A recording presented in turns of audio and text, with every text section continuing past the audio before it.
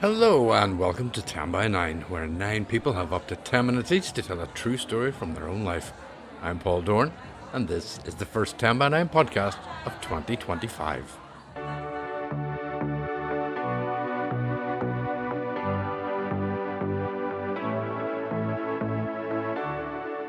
With all the festivities and holidays just a distant memory, we were back to the dreariness of January.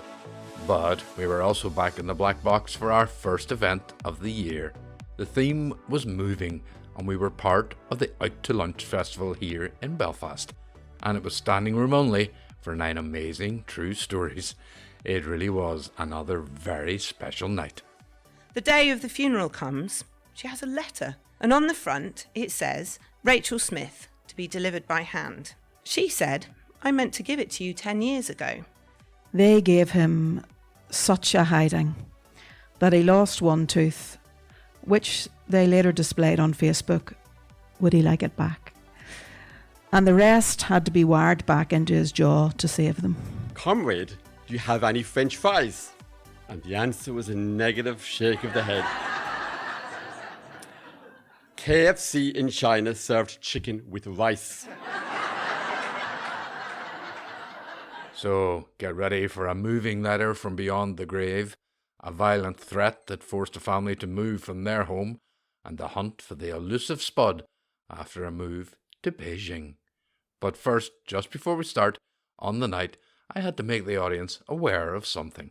There's a mad photographer running around, and some of you may have seen him, called Ian. So if he takes a photograph, you'll know it's for the Ulster Tatler, and it's all part of the fact. I know! Because we are such an Ulster Tatler demographic. Anyway, you'll probably not see it for about 4 years when you're next to the dentist, so you know how it works. Oh, what an honour to be pictured in the Ulster Tatler with the rich and the beautiful. It seems only right. Anyway, on with the stories. And first up, here's Rachel Smith.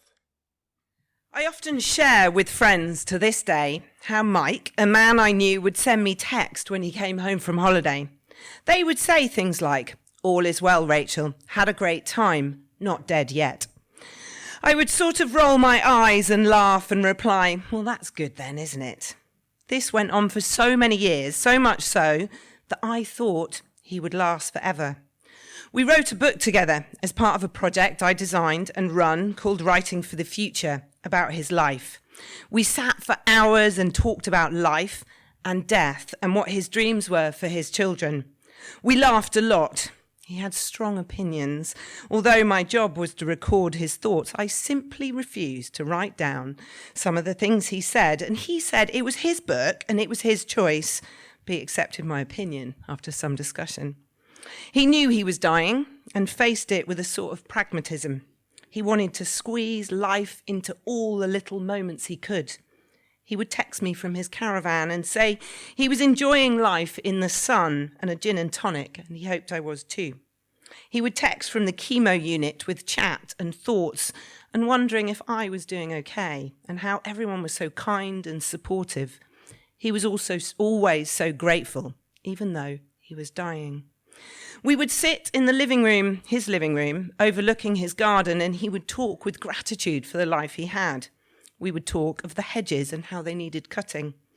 We would talk about how life would be when he was dead and how he wished he could change the end to spare others pain. He asked me to take him to Dignitas, and we both know that I couldn't. I knew I would miss him. I knew that I would miss the texts from holidays and the comical check-ins. I knew in some ways that I had no right to miss him, as it's just a job. We race through life at such a pace that rarely do we get time to sit and think about connection. And really, what would we do if we were running out of time? I think about this. I'd want to be in a happy, beautiful place surrounded by love. And it makes me realise so acutely that things mean nothing, but time is a commodity that we cannot buy.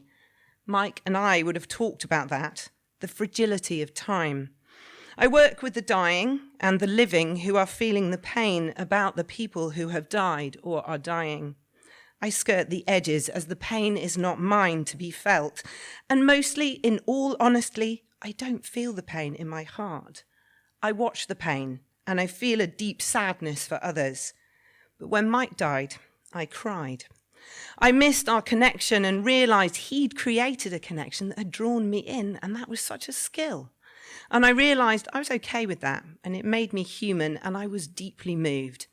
Moved from a place of onlooker to a place of care and sorrow.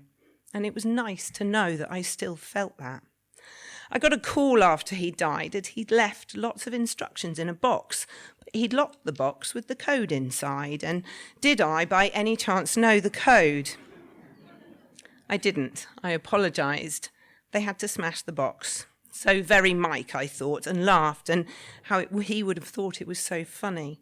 His funeral was on a Thursday at midday, and I couldn't go, and I felt sad about that for a very long time. I wanted to go for me, to say thank you, Mike, for pulling me in and having really wonderful conversations and reminding me that all we have is right now, and that wonder in the world that we have when we can see that time will run out. Years passed, 10 to be exact, and I still think of him, but something magical happened. I was in work to meet a family about a funeral just last week. I walk into the room and someone says, "Rachel, it's you." And I feel, yes, it is me, but I draw a complete blank. She says, "I'm Mike's stepdaughter." And for a moment, my breath is taken away, and I knew straight away which Mike we were talking about. I'm there to conduct the funeral of her father, as I'm now a funeral celebrant. We put aside the conversation as it's not for now, and we talk about her dad and how he put honeysuckle in her bedroom at night and made her jasmine tea. The day of the funeral comes, and she comes to me. She has a letter, sort of crumpled at the edges, and on the front it says, "Rachel Smith, to be delivered by hand." It was from Mike. She said, "I meant to give it to you 10 years ago. It was to be given to you after he died." I tuck it in my folder, as I can't read it before reading about her dad. I want to be present in the moment there for her dad. But I know it's there. Like he is there. His words are there, tucked in my folder as they are right now. Fresh, unread words written by Mike to me. Someone who inspired me so much in how they faced dying and how they lived, and also how he made sure he remained in my thoughts. The music of the funeral seems more poignant than normal, and everyone seems rather vivid. I watch the daughter's son playing with a Paw Patrol truck, and he is smiling at me, and I think about the letter and that 10 years ago, this wonderful little human was not there. I do find when someone has died that the world comes into sharp focus. Rain seems intently beautiful and colours seem bright, sounds seem louder, and love seems huge. The service ends and I find a quiet place in the funeral directors to read when everyone is gone. There is some drama as we know that I have a letter from 10 years ago and someone suggests I read it alone so that I can have a cry. And then, on 3 handwritten pages are his words to me about how I had changed the last chapter of his life and how my words had brought him to share with his son that he was dying and that he was so grateful. It felt like treasure. It felt like that was the day that I was meant to receive the letter. It told me he hoped I would lead a long life and I deserved all the happiness for all I did for others. And at the end it said, "Best wishes, Mike," and a kiss. But it also said, "I know you will be there for my son or daughter if they ever need you." I later say to the daughter at the crematorium, we are about to do the committal for her father, and she said, "Well, that's the strangest thing, because today you've looked after me when I needed it the most." Mike died in September 2014. In January 2025, a letter arrives from Mike. Time has moved forward. He would be a grander now. He would have seen his daughter married and his son living in Australia. If he had never been ill, I never would have met him, or would I? Those words in the letter remind me about the impact we have on each other without realising. Who knows how or why I was there for his daughter? We embraced in true connection, knowing that Mike would have smiled, and we shed tears, showing how moments of gratitude can have ripples through the life we lead in the years to come. So a kind word, or maybe a text when you come home from a holiday, just to remind someone you're not dead. Because really what you're saying is, hello, how are you? I think about you. I care. So Mike, I remember you. I'm just back from holiday. I had an amazing time in Berlin. All is well, and I'm not dead.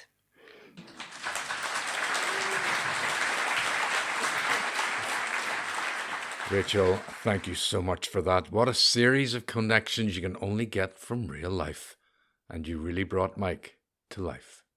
Thank you. And Rachel told me she sent me the story literally hours after she got that letter. As I'm always reminding you, 10 by 9 is constantly looking for storytellers. Whether it's your first time or, like Rachel, you're back for another go. So get in touch via the website, 10by9.com. It doesn't matter if it's just a vague idea or a fully formed epic. And if you're a bit nervous, shy and reluctant, I'll do my best to make it as easy a process as possible. Okay, on to our next story, and she's been supporting 10 by 9 since our earliest days. It's always great to have her tell her story. Here's Laurie Randall. Just to explain, in case you're overseas, the UDA is a paramilitary group. In January 2016, I got a phone call from my wee sister. It was a Saturday morning, and my stomach was in free fall as I answered my mobile. Before Christmas, there had been some trouble.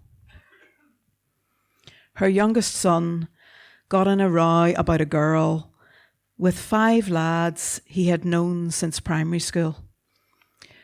The police intervened, broke the fight up, and sent him home from the house party on his own. He walked the direct route. The others left by car, intercepting him as he came through the pedestrian gate between the estates. They gave him such a hiding that he lost one tooth, which they later displayed on Facebook. Would he like it back? And the rest had to be wired back into his jaw to save them. He woke his mum, and she got an ambulance for him, but not before she had gone round to the house of one of the other fellas and screamed blue murder in the street. These were lads who had run in and out of her house as children and been fed at her table along with her own sons. The police arrived before the ambulance, but not to take a statement from her son. They came to lift her. So instead of accompanying her bloodied son to the hospital, she spent the night in a police cell. The accusations against her were wide-ranging, contradictory, and eventually dropped. A few days before Christmas, the police came to the door again. This time to deliver a death threat to my sister from an unspecified source. She was to leave her home or face the consequences. One of the lads who had jumped her son was UDA. But when she tried checking out the threat with different local loyalist representatives, they said there was nothing to it. The threat was not sanctioned. So she decided to stay. She was not moving. She'd made this flat beautiful, and they could take her out of it in a box. That was December. This was January. This morning, she's ringing to say that she is moving. She got another threat last night and has to be out by 6:30 p.m. today. Her quote Of course, the bastards waited till after the housing executive shut. Earlier this week, the police had lifted some of those lads for questioning about the attack on her son. So this time the threat is confirmed. She must leave Lisburn. She's ringing to me to see, can I help her get an extension on the deadline? She won't have everything packed and away by 6:30 p.m. They only have a trailer and it takes so long between runs. Could I ring someone senior in the UDA and ask for a few more hours? I can't. How can I ask, will you please give my sister a couple more hours to move out of her house? I can't. I tell her I can't. I want to find another way. Would a van help? Maybe Eric could get hold of one. It's Saturday morning. So Eric is out walking the dogs. I try ringing him, but he doesn't hear his mobile. I look up van sites, so there are some options ready when he finally walks back in with a pair of happy dogs and a bird count to add to his record book. I'm fizzing, but getting nowhere. It turns out that hiring a van in a hurry is not a simple thing on a Saturday. I give up on that. We'll just have to get her packed and out. I arrive at my sister's flat. There's hugs and tears. Her feature wall in the living room used to say, life isn't about waiting for the storm to pass. It's learning to dance in the rain. Now, for anyone glancing through the front window, it says, fuck the UDA. I spend the rest of the morning wrapping glasses and crockery in my old copies of the Church Times and packing the contents of her kitchen cupboards into boxes. I come across the bottle of champagne I got her for Christmas with hopes that she would have something good to celebrate in the new year. Her youngest son is keeping out of the way, so it's just her two older boys and her fella doing the driving. They have had the row a few times. Her boys don't want their mum to move, bowing down to them lot. But her fella is a long-distance lorry driver. He can't bear to leave her here unprotected. She deserves some peace. I have to sort my own family in the afternoon, but at 5 p.m, I head back over to my sister's flat. She has about an hour to go before the deadline. She's never going to be out by then. I ring a friend to check that there would be a possible communication line if things go badly, and pack my hymn book on the front seat with ideas of non-violent defusing. At the flat, we are still packing. Her dogs are looking for cuddles from anyone who will offer them, and her older sons are stacking the trailer for the penultimate run. Now it is after 6:30 p.m. My sister has told them that I will handle anything if someone comes to the door. The boys are keeping the kitchen knives till last in case that doesn't work. A car with tinted windows has been in and out of the cul-de-sac, and the local taxi firm has been cruising by, so it must be very clear to them that she is definitely moving out. The guys head off, leaving my sister and I, along with her pregnant daughter-in-law, to gather together the last load. The last bits always take longer than expected. We have run out of boxes again, and everything else is going in bin bags. Eventually we finish and sit waiting in the front room for the fellas to return to load up the last trailer run. My sister is smoking. She never smoked in her living room, wanted to keep it good. Now she is sitting on a bag of stuff out of the fridge, complaining that her bum is getting cold, and flicking ash onto her good wooden floor. The guys get back and fill the trailer with the last load. They take up the kitchen flooring in the hopes that it will do her next place. As the final pieces are gathered, the energy is zinging in the flat. One of her sons takes a hammer to the beautiful wooden floor that runs from the living room through the connecting hall. Every piece is lifted and smashed. My sister says, "Better take a hammer to the floor than take it to someone's head." Then the blinds are pulled down and crushed.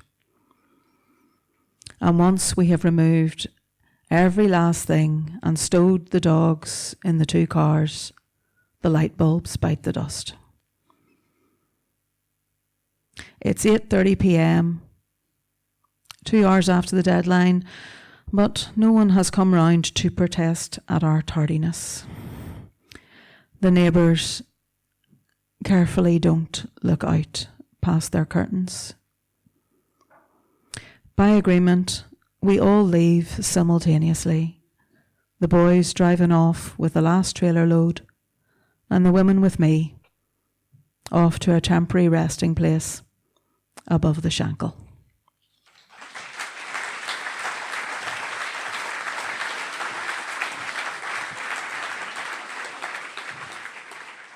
Laurie, that was so powerful. Hard to believe these people still operate among us. But what a story. The audience really shared your anger. Now, you know 10 by 9 is always free, but if you'd like to help ensure our events and this podcast continue, you can help us out with a donation via Patreon. There's a link on our website, 10by9.com. As always, a big thank you to everyone who has given over the years, whether electronically or at our live events. It really helps, and we are so grateful. Okay, on to our third and final story on this podcast, and it's from Richard O'Leary. Now, we'd not heard from him for a little while, so the audience was delighted to have him back. I've kept in my introduction from the evening, and just note the applause starts even before I reveal his name. I think we've created a star. He is the best thing by far to have come out of Cork. Big warm welcome for Richard O'Leary.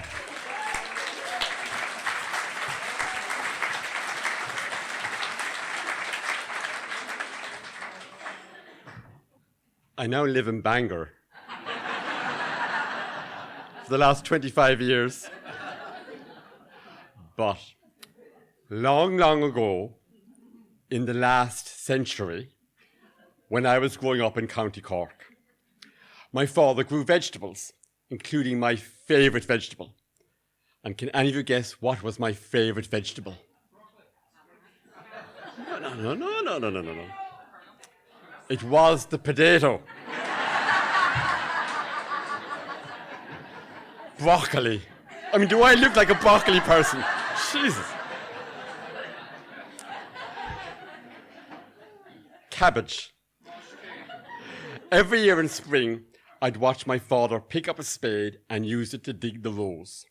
And by midsummer, they'd be ready to harvest. And I'd be let up, pick up the spade, a spade as tall as myself, and turn over the dry clay to reveal the first handful of new potatoes. Like this. Now, I don't normally carry a potato in my trouser pocket. This potato is for illustrative purposes only. And my father would recite to me a ditty we had in Cork about the potato. a ditty he'd recite in a broad West Cork accent. Would you like to hear it? Are from Cork? I am Do you eat spuds? I do you? How do you like 'em? Big and small. How do you eat 'em? Skins and all.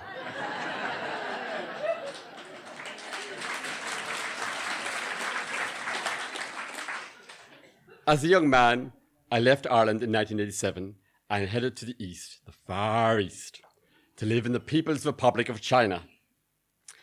China at that time was a poor communist country. And at my college in Beijing, we had no self-catering facilities. So everybody had to eat in the communal canteen. And breakfast at 8 o'clock in the morning was porridge. Porridge made from rice. And dinner at midday was based on rice. And our evening meal, can you guess what it was? More rice. There was nae a boiled or roast spud to be seen. In my Chinese language class, we were never taught the word in Chinese for potato. So I looked up my Chinese language dictionary, and the word for potato in Chinese is tudo. So I went to the local vegetable market to buy tudo. And I asked the stallholder in Chinese, 同志,你有没有土豆? Comrade, do you have any potatoes? And the answer was always a negative shake of the head. It appeared that Sir Walter Raleigh, who it is said introduced the potato to Ireland in the 16th century, had never made it to China. But one day in December 1987, my hopes were raised of finding the elusive spud. A branch of Kentucky Fried Chicken, KFC, had just opened in downtown Beijing.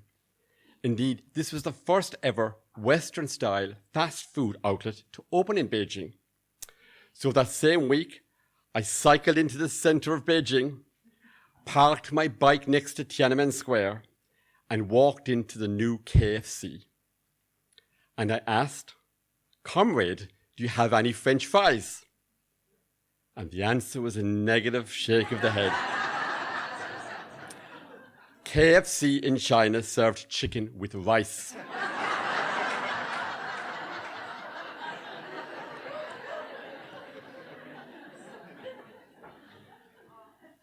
In moving to Beijing, I was coming to accept that I'd have to live a life without potatoes.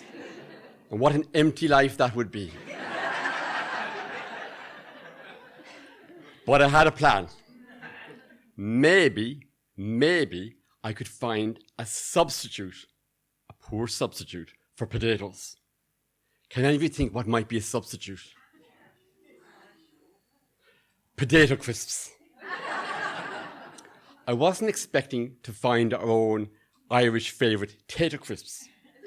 But my roommate told me that the Chinese had started to manufacture in China a Chinese version of the Western potato crisp.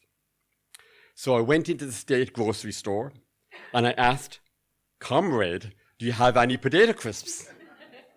And the answer was a nod of the head, yes.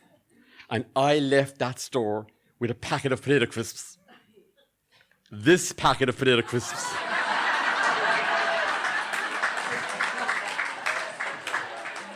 I was so delighted that I kept the packet as a souvenir. And I wrote about this purchase in a letter I wrote at the time to my friend Terry. This letter.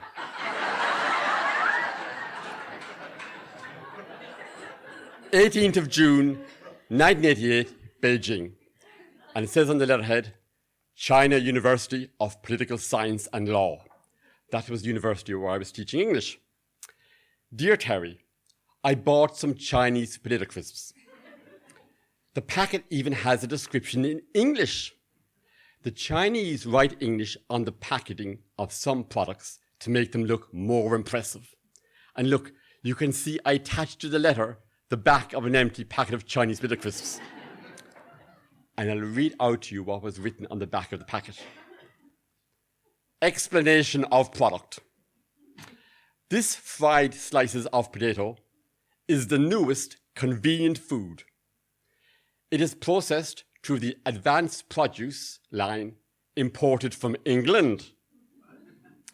This kind of food has both fruit function and grain effect and consists of vitamin C and vitamin E. If you often eat, it can prevent aging.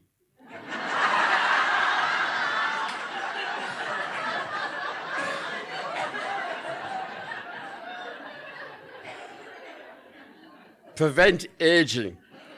Well, I did eat many packets of those Chinese crisps, but as you can see, it did not prevent me from aging. Nevertheless, I was grateful for potatoes in any form, and it prompted me to teach my Chinese students the potato ditty I'd heard from my dad.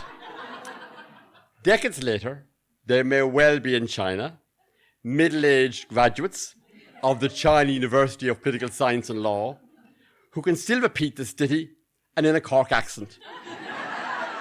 Are you from Cork? I am a. Do you eat spuds? I do you? How do you like 'em? Big and small. How do you eat 'em? Skins and all. I moved back to Ireland in July 1988, just in time for the harvesting of the potato crop in my father's garden. I went and got a spade. I pressed it with my right foot. There was no significance to a right foot in Cork.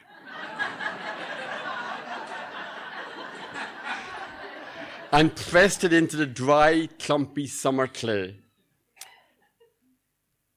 I turned over the soil to reveal a scattering of new potatoes. And I lifted up one of those beautiful cur pink potatoes, and I was a happy lad. I went into the kitchen, put on a pot of water, boiled my potatoes, in their skins, of course. Delicious, and a good reason for moving back to Ireland.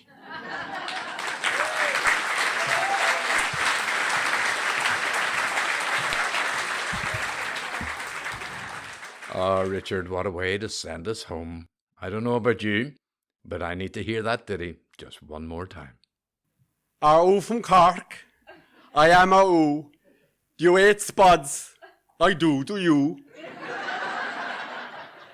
How do you like 'em? Big and small.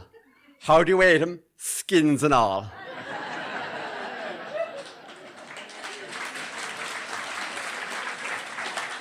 Brilliant. Thank you so much for all the laughs.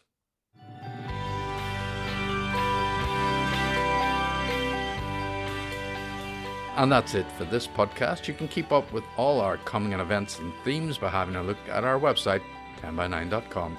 The dates for 2025 are all there, along with a couple of themes to get you thinking. 10by9 is on the socials, of course. Be sure to follow us on Twitter, Facebook, and our Instagram. And I promise not to flood your feed with nonsense, just information. And I'll try to get to grips with Blue Sky too, I promise. Thanks to everyone who makes 10by9 live events happen, the wonderful Leanne and Margaret, as well as Chris and Cara, the lovely team at the Black Box, by far the best venue in Belfast. The audience, of course, they really make the storytellers and me feel right at home. And of course, thanks to all those storytellers.